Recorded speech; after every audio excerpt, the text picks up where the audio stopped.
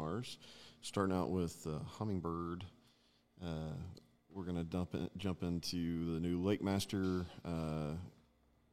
All the ins and outs. So I hope you can stick around and join us. We're going to be streaming all the seminars here at the Alabama Fishing Show and Expo all weekend long. So hopefully you won't see too much of me and a lot more of all of our guys that are coming in to do seminars. So we're happy at Bucks to be able to stream all this stuff. If you haven't been down here, absolutely filled up with folks starting as soon as the doors open at 10. So, stick around for just a few minutes, and we should be getting started with the first seminar. And then we got them going all the way until 5:30. So we'll be starting and stopping the stream. So hopefully you guys will get something out of it. Give me just a minute, and we'll be right back with you.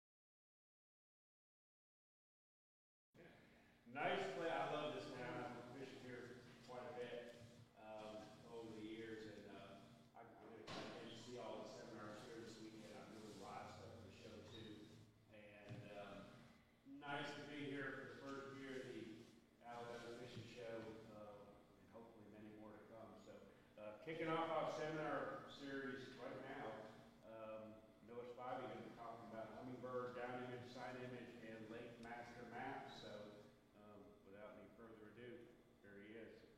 Give it a show. Like you were saying, I'm Miller Spivey with Humminbird Minn Kota, and we're really going to dive in today on the new Lake Master VX card and then some mega imaging, mega down and mega side imaging to follow through. But I really wanted to make a priority going over the new Lake Master card. I don't know how many Humminbird users do we have in here? How many Lake Master, older version Lake Masters do we got? Okay, so we got several Humminbird users, which is good in here. We're really just I'm gonna dive into the differences between what you're currently running and what the new one entails. So we'll go ahead and get started. So we have two version Lake Master cards. There is a regular one, and then there's a premium, just like there was before. It was a regular and then a plus, but now there's two different versions. It's the VX technology in these new charts, and what that basically is you're going to get a more crisp. You can zoom in way close and way tight to the contours without it getting blurry. Like you notice that on your older Lake Master cards. And there's different color palette, different color shading. There's several different features with these new cards that we'll dive into. But I really wanted to I cannot stress enough on the importance of having a Lake Master card, whether or not you have a Helix 5 or a 7 or all the way up to our Solix 15s or Apex 19. Lake Master provides you so much intel when you're out on the water that if you don't have, you're kind of fishing blind, right?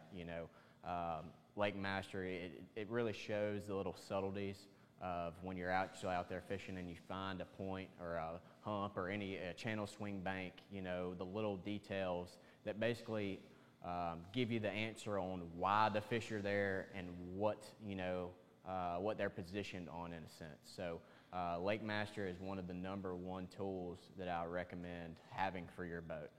First and foremost, that's the #1 tool that you look and locate and you'll study and you'll find areas of interest, and then you'll start diving into your side imaging, down imaging, 360, and forward-facing sonar after that. But I highly encourage, if you don't run a Lake Master card, I highly encourage getting some type of map card for your boat.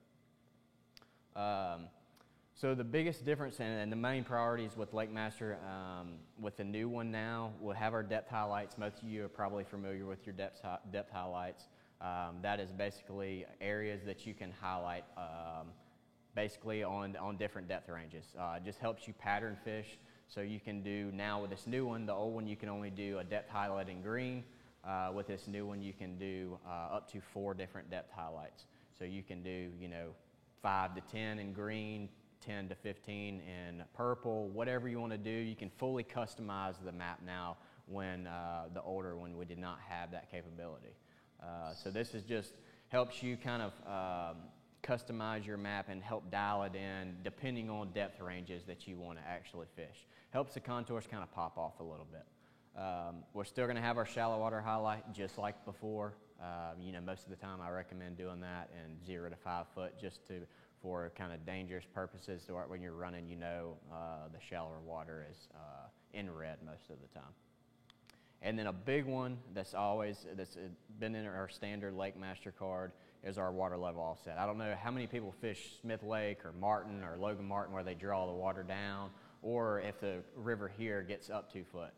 This is an important tool that actually automatically adjusts the contour. So if the water gets drawn down 10 foot, you can go in here and simply do a -10 to the water level offset and automatically adjust all the contours on the whole map card. So that's just another tool that you can use in your arsenal there. Does anybody have Helix, Solix? Are we mostly Helix users in here? Solix. We got one Solix. So on your Helix, most of these main settings are going to be menu twice under the Humminbird chart tab. That's where your highlights are, your shallow water highlight, your shallow water or water level offset. Now Solix, you'll do a full screen map, click the 3 lines on the pen pad and go down to chart options. That's where you're going to see all of your highlights there. Now the new Lake Master VX, there's a regular and then there's a premium. So the regular is going to have your shallow water highlight, everything that we just talked about. Now the main difference between the regular one, which retails $149, and the premium, which is $199, are two features. So you'll have a 2D shaded relief feature, and then you'll have an aerial overlay. So the 2D shaded relief, you can see on the right-hand screen here, it does this color palette for you. So it makes the contours pop. It kind of gives them a 3D effect, and it really makes humps and points and channel swings, and makes the contours really pop to your eyes. It just helps you see contours and read contours better.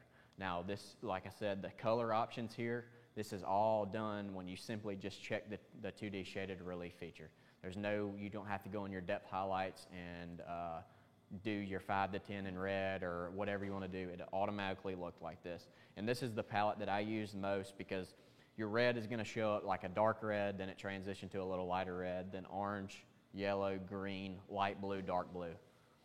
So that map's really easy to see there. So I highly encourage the premium if you're going to go that route. It's just easy. You just click the 2D shaded relief feature there, and it pops it up. There's no adjustments. You know, you'll get used to seeing this map there just like that. Secondly, it's got the aerial overlay, just like your old LakeMaster Plus. This is a good tool for understanding. You can turn your aerial data off to, or data onto land, and you can see the docks. So if we don't, I don't know how many dock guys we have out here, but with your old one, you couldn't see the docks. You would have to have the aerial overlay, and you can see, you know, how many docks are in this particular pocket if there's one in the back. So this just helps you understand and pattern fish. If you're, you know, you're fishing shallow flats in the back of pockets, and you start catching them on docks, you may want to look and turn this on, and you can see how many docks are in every pocket on the whole lake. So that's just an additional tool for you guys to use on this LakeMaster card. And that's just the main difference between the regular and the actual premium card. Any questions about LakeMaster? Got a question. Got an old LakeMaster card. Is there a way to update that to the new? It is not. Nope. So you'll have to just buy a whole new card. Definitely. Yep. And so these LakeMasters only work with Helix Gen 3 and up, so they'll be Gen 3, Gen 4 Helix, all Solix, and all Apex. So if you have an older model Helix Gen 1, Gen 2, or any 898, 1198 Humminbirds, this card will not work, and you'll just have to stick with the older legacy now called LakeMaster cards that y'all are used to. And if you got multiple units, like the Helixes, you gotta buy one for each unit? Correct. So if you have Helixes, you have to put a map card in every unit if you want to see it. Most of the guys, you know, if you're running multiple units, you want at least one at the console with a mapping, and then one at the bow with mapping. So you'll need 2 cards for Helix, or however your setup is with Solix. Doesn't matter if you have 2 or 4, as long as they're all networked together, all you have to do is have 1 card. So that's one benefit with Solix and Apex. You only have to have 1 card, and it shares that network data across the whole network. So you won't have to buy multiple cards. Premium and the VX the same? Correct. It's just there's a regular VX, so it's a LakeMaster VX regular, and then the LakeMaster VX Premium. And the only difference, like I said, is Premium has those 2 features right there. The regular one is still going to allow you to do your depth highlights and shallow water highlights. So you can customize that map. You just won't get it to where it has that 2D lake effect. And I highly encourage, if we've got several out there in our booth, if you really want to look in your lake and look at your local lake that you fish and some of your places that you fish and make a kind of a decision on if it's worth it or not, come see us out there, and we'll share that to you.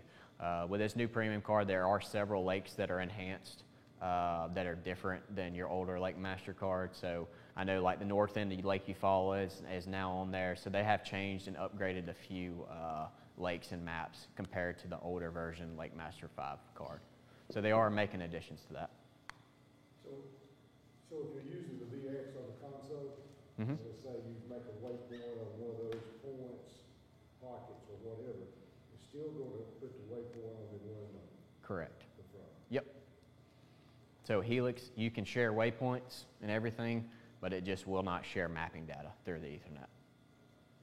But if you mark one, like you said, in a pocket, you mark it here, it's going to show up at your bow. VX on the console, then necessarily have it in the front if you can still see the waypoint. Yeah, so if you have like an older Lake Master on, say, your console and you mark a waypoint, it's still going to show up at the bow if you have this VX. It's not going to interfere. It's just on that particular console unit, that's the one that has that particular map card.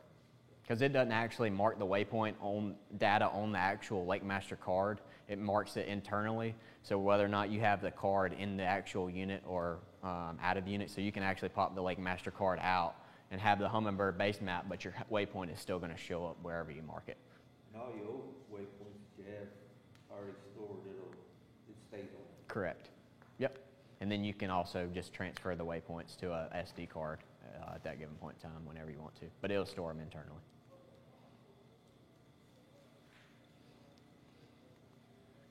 So new also, one good feature now that they just came out with just a few weeks ago was One Boat Network app. How many people actually use the FishSmart app?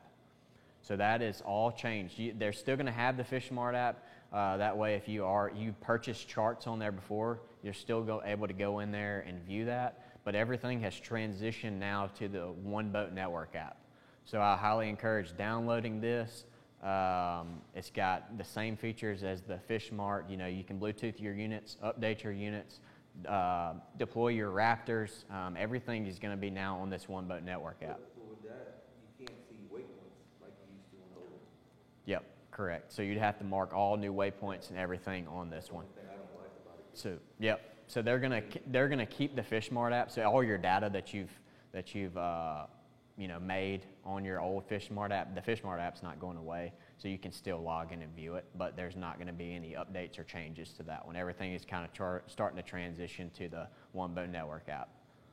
So now, instead of the old FishSmart app, you'd have to buy like individual lakes if you want to do it. So if you purchase a Lake Master VX card, there's a coupon code that you can go in here under Chart View, and you can put the coupon code on there, and you'll get 12 months free of the whole United States Lake Master VX premium mapping.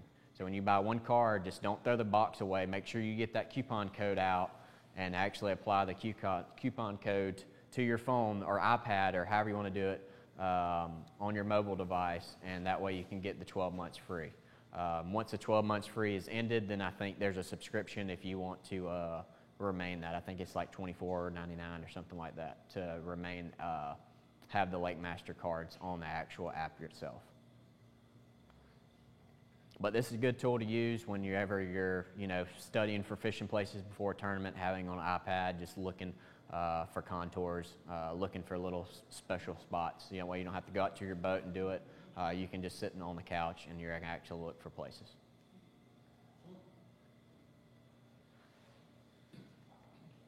So we'll dive into just a little bit of what makes Humminbird imaging so special and one of the best imagings on the market today. And we'll start by side imaging.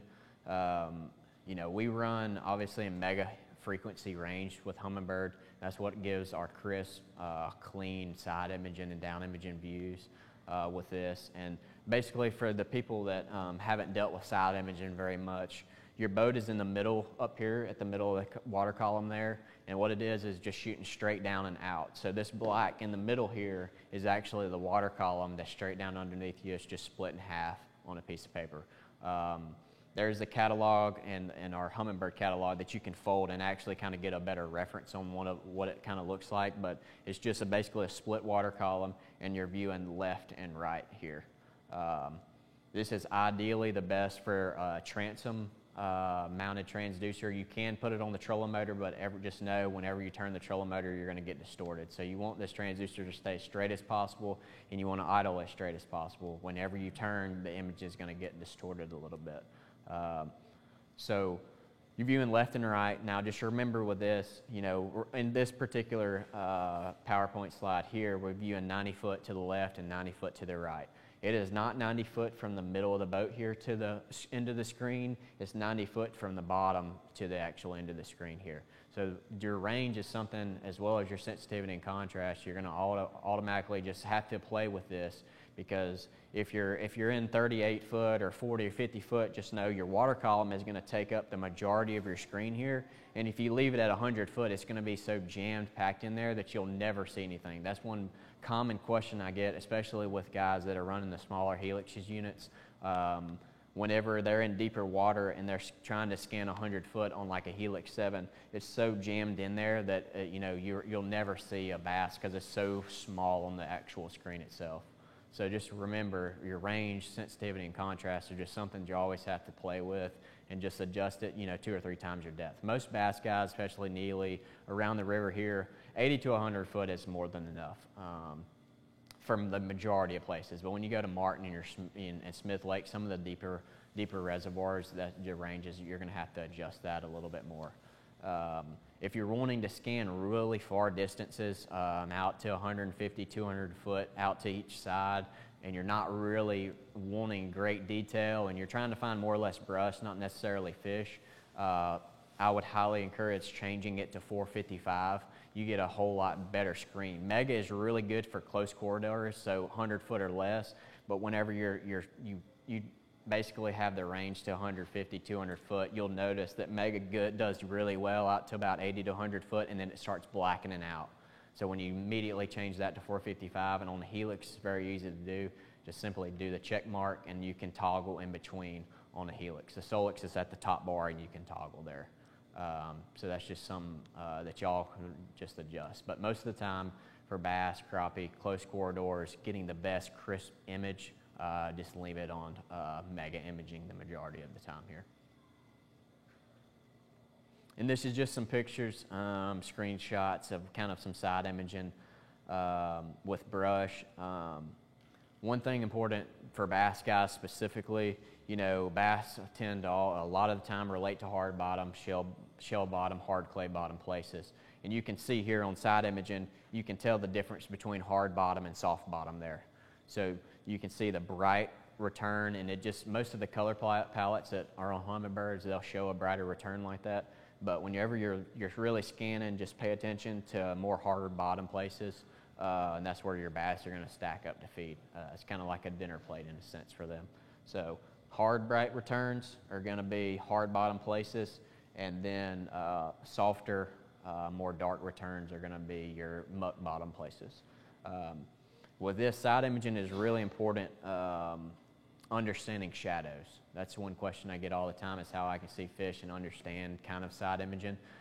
It's all about shadows. Just imagine like a beam of light, and I just shined it, and I'm going to see everybody's shadow behind that. Now, in this particular picture here, you'll see the tree there, and you'll see the shadow right behind it. That means that tree is on the bottom, and it's not sticking up very high. So if the tree was, up, closer to the surface here, and the shadow was all the way across the screen, that tree was pretty much sticking all the way up out of the water. So the closer the shadow is to the object, the closer it is to the bottom, the further the shadow is behind the object, the higher it is. So same instance for fish. And we'll get into some more fish screenshots here in a minute. But if the fish shadow, you'll see the white dot and the shadows further off the screen, that tells you the fish is suspended. If the fish dot is right there and the shadow is right behind it, then he's sucked to the bottom. So just really pay attention to shadows with this. And this is what some schools of bass look like on side imaging. Since Mega imaging beam is kind of a thin beam, oftentimes you'll get, I kind of call, it's just like if I got a pen and just drew a little line on it, the far left, you can just see the shadows, and they kind of look like I just drew a little line on the screen the majority of the time. Sometimes you won't see the white dots, you'll just see the shadows behind there. And then oftentimes you'll be able to see the white dot specifically around a tree and the shadows right next to them. So it just kind of depends, but I just really want y'all to make sure to pay attention to some shadows, because a lot of people will miss some things because they just think it may be a tree or a little stick or something sticking up, when those are actually a school of bass on that left side there. The middle one there, you can see that tree is clearly sticking up off the bottom, because the shadow cast out and it's not really next to it. And then the far right screen is a school of bass as well that are all sucked to the bottom because the shadows are really close to them. And I like to idle relatively slow. Just put your boat in gear, and you don't have to go 6-7 miles an hour. Just for the best picture, just put your boat in gear and put your chart speed on about 5 or 6. And I always scan side imaging in Mega, unless I'm wanting to range, and I'll do 455.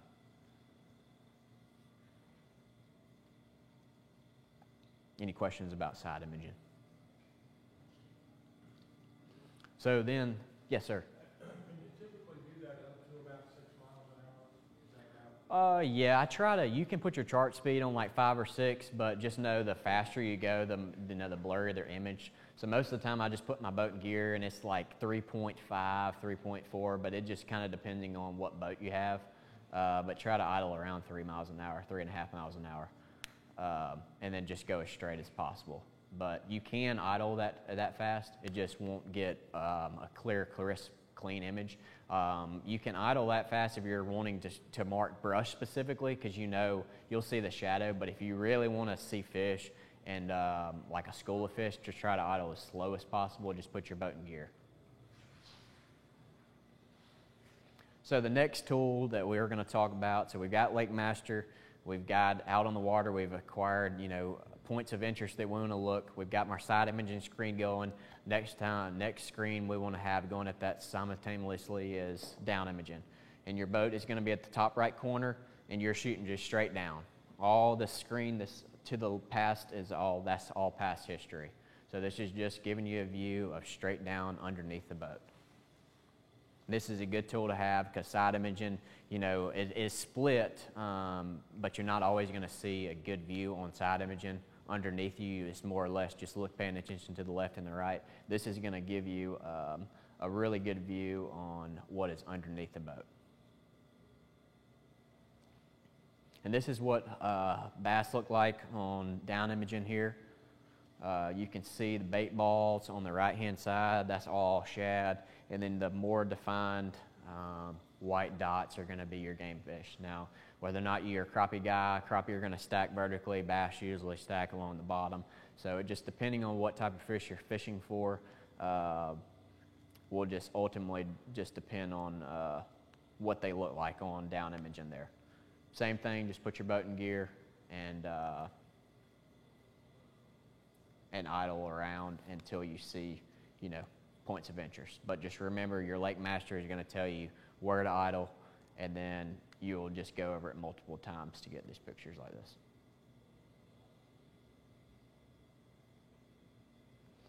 Now, the one important thing with sonar in general is going over it at the proper angles. I know a lot of people will, put the boat in the water and they'll just scan a point one time, and you won't see anything, and you can just kind of leave. Well, this is a prime example of a spot that I graphed, and this is all my images off my boat. But you can see the point there on the up current point. This is on the river here. So you see the point, the current's coming from north to south in this picture. So ideally, the bass are going to sit on the up current side, sitting there waiting to ambush. So I went over at this picture north to south, straight like this, and I got this image right there. Well, obviously, I knew that there's a school of fish there just because I saw a bunch of them there, but that's not a very good image to me. I mean, I knew there was bass there, but I knew I could get it better. So I realized that they're going to sit on there, and just simply changing my angle slightly at a 45, and I kind of paralleled the point there, and then you can see what I drew on the next picture just by changing the angle slightly. And this one it's just easier because there's obviously a lot of fish there, but oftentimes when there's only 10 or 12 fish on the school, you're not going to pick up every single one of them. So this picture could have easily been maybe 2 dots there, and you totally missed it, and you just was like, there's only 2 fish there, let me go on to another spot. Well, if you'd have just simply changed your angle just slightly and got a majority of them in the beam, there could have been 20 there. Because oftentimes on down imaging, when you only see 4 or 5 dots, there's usually double there that you didn't pick up in the beam. So just remember that. If you see 10 dots, there's probably 20. If you only see a few, there's way more than 3 or 4 fish that you're seeing on your actual sonar. So just highly encourage you, just don't graph a point just one time, because oftentimes you will miss a lot of stuff if you're just graphing at one spot and you only see 2 dots, and it's like, I don't want to fish for 2 fish, when you could simply change your angle and there could be 8 or 10, 12 fish there just by changing your angle. Any questions about down imaging, side imaging? Now, is that in 455? Is that what you're doing right there? Yep, so a lot of times on down imaging, just to get a more broader image, I will put it in 455. The beam is a little bit broader, that way it can pick up and draw fish better, because Mega is so thin that a lot of times, like, see some of these fish, they look like I got a pen and just drew a line, that is so thin it won't blimp the image, and it won't draw it kind of as a circle like I want it to. So sometimes I'll do 455 on down imaging, and then of course always on side imaging Mega frequency. You can also, if you want to kind of elongate the size of the fish on your screen, you can turn your chart speed up, but still idle at the same speed. But if you turn your chart speed up, it kind of stretches all the images. So it really makes them really look big on the screen. Now they may be 1.5 pound, 2 pound fish, but it's for your eyes, it's easier for you to see. That's what I'm concerned with. As I get older, it seems like them specs are harder to determine. Yeah, that's right. So that I would try that, just bumping up your chart speed to kind of elongate some of the images. Down imaging, what's the best sensitivity to? So I always go up to, and it just is everybody's unit's different, and it just depends on where you're fishing. I usually go up, so you start at 10 and 10. So I always try to go 12 and 14 on sensitivity, and then 1 or 2 less on contrast. So usually most of the time 12 to 15, 12 to 14, somewhere on both of them is usually pretty good on down imaging. Side imaging kind of the same way. But like I said, it all kind of depends on your particular unit. You know, yours could be different than his, could be different than mine. And there's a setting on down imaging that may help on, I know I fish the rivers a lot, that's called water column sensitivity on down imaging. So if you go and the water's real churned up and muddy, you can go under Helix, go menu twice under the sonar tab, like third from the bottom, and you'll see water column sensitivity. And if you decrease that, it basically takes the microparticles out of the water column, so you can actually graph efficiently. You know, it's going to have so much clutter just because of the water turbulence. If you do it at the -1, it'll kind of clear that up and only show harder returned objects. It won't, take the silt and everything. It won't actually pick up that. Same way, if you want to increase the sensitivity, you can put it to +1 or +2, and it makes, like you can see here, I'm at +1. It just makes it show up real bright. So that's another thing that you can do to make the fish show up a real bright return. Just turn the water column sensitivity up to +1 or -1. And another thing with down imaging, you really want to keep your lower range consistent. So what I mean by that is, I don't know how many people run their stuff in auto. So when you do that, the sonar is constantly jumping around. So when you go, from 10 foot to 30 foot, it automatically adjusts the pane. Well, I really encourage you to put it on a manual setting, manual 20, or if you're not going to go any deeper than 20 foot, put it on 25 or 30, and try to keep it there. And when you're doing that, your dots become consistent size. If you're in 10 foot and your bottom range is at 12 in auto, your dot's going to be relatively big. But if you jump it to 30 foot and it automatically jumps, your dots are going to be different size because of the screen orientation, and it's constantly jumping around pages. So when you keep it on a manual set range, then your dots will look the same whether or not the fish are in 10 foot or 15 foot. They're going to be relation to size. And over time, you'll get accustomed to seeing a school of fish that you caught, and they may have been 2 pounds or 3 pounds, and you'll be able to start telling the size of the fish. And that's the same way with live sonar as well. I always put on my Mega Live consistent range across the board, and your fish won't start jumping around size. So that way you're not trying to catch 16-inch crappie when, if you had your range right, you would know it'd be a small fish. Any more questions about that? And that is it. Any other final questions before?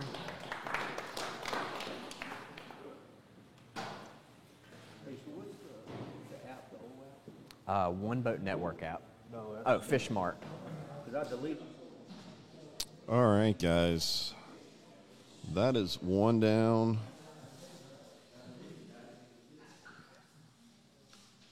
So we're going to have these seminars going on pretty much every hour on the hour. I think we've got a catfish seminar coming up here in 30 minutes, so at 1:30. I'll jump back on, so we'll be starting and stopping. If you can't make it down here, guys, this place is chock full. I've never seen this much stuff in the venue.